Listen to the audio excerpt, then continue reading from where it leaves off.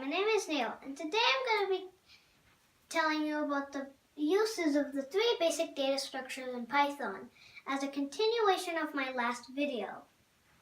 So, a list. A list consists of a bunch of elements and you can change it at any time. What would you use a list for? Addresses. Home addresses in cities can change, like when they build new houses. I'm pretty sure you've seen one.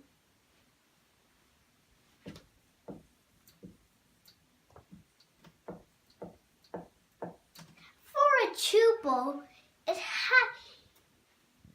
has to be a list of elements, but it cannot change. So, what would you use that for? A list of rules for a game, like chess. They don't change. Instead, they will make a new game for it.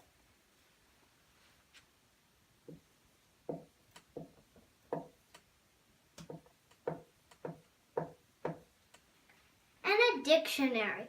This has key value pairs. So why would you use this helpful feature? Well, you can match a person's name with their age. And whenever you meet a new person or a new person gets born, you add from that list.